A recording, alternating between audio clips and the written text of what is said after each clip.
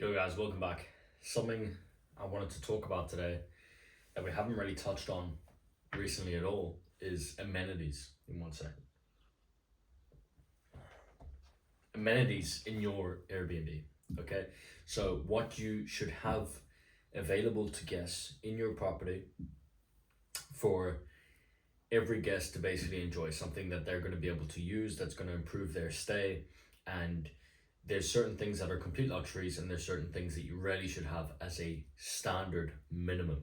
Okay, and they will be obvious things. Okay, things required for cooking that's going to make a guest easier, that's going to make a stay for a guest easier if they are cooking. The likes of salt, sugar, coffee, pots and pans, a coffee maker.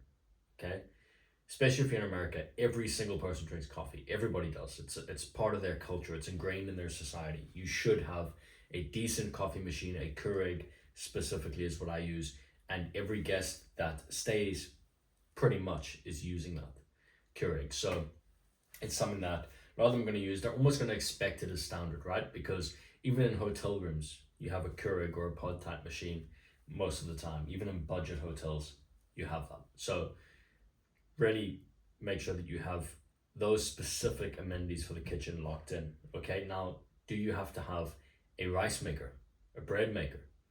No. Okay, these are not essential for your kitchen. Other amenities that you're going to have to offer are things like toilet paper, hand wash, dishwashing tablets, or dishwashing soap so people can wash dishes if you don't have a dishwasher installed. Having a dishwasher is now a luxury, but it's something that you want to offer. Okay, so let me just list off the basics again. So shampoo, conditioner, body wash, hand wash, toilet paper, okay, mandatory. And then you can get into things that aren't as mandatory to have as amenities, but definitely help you, and definitely help you when people are actually searching for Airbnbs. And what are those? Those are your washer, dryer, okay, your dishwasher. Those are actually filter options on Airbnb that people can search by, so they can tick dishwasher, washer, dryer to make sure that the properties for their stay are going to actually offer that.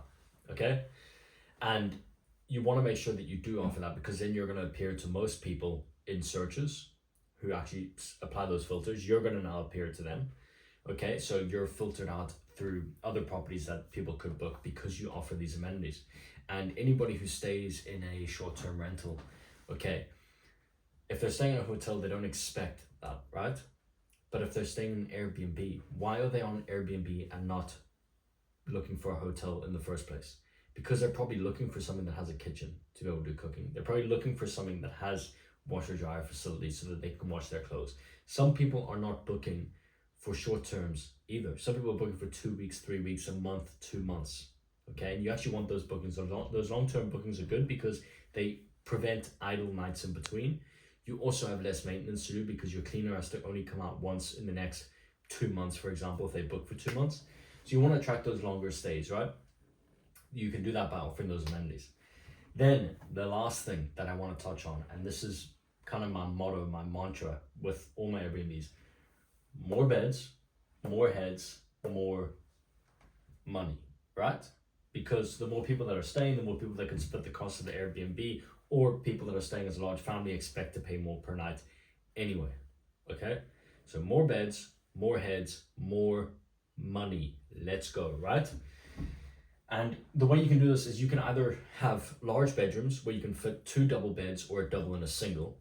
Okay, more people can stay. If it's a family, they don't mind sharing a room, so just have the option available. And you can also have sofa beds, right? I have one Airbnb in particular. I have 2 sofa beds. One's a double, one's a single. I'm gonna have 2 sofas anyway. I may as well have the option of them being turned into beds where extra people could sleep. And that's all in the description, that people know that they're sofa beds, so they don't expect, to book for 8 people, say, and everyone's having a bed. They can see in the description, they can see by the photos that these are sofa beds.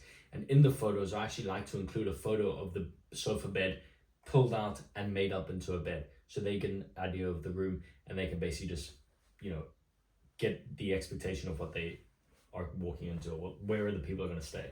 right? They can imagine it in their heads. They can see, oh, so and so is going to sleep in this room, blah blah blah blah blah. This is going to work great. Let's book this property. Money in now. Okay. You can also adjust your pricing based on how many guests. So if there's only 2 guests in a place that could sleep 8, they can pay slightly less, but you can get much more of people that are booking for 8 people, right? Because if a room has 2 double beds in it, you can still get 1 couple to use that room, right? It's not going to put them off the fact that there's an option of an extra bed. If it's a couple and they're staying together, they think, oh, he snores or whatever, they might even sleep in the other bed anyway, right? So who cares? The option's there for them. At the end of the day, you have the option of more beds, which is the option of more heads, which is the option of more money, which is why we do this, right?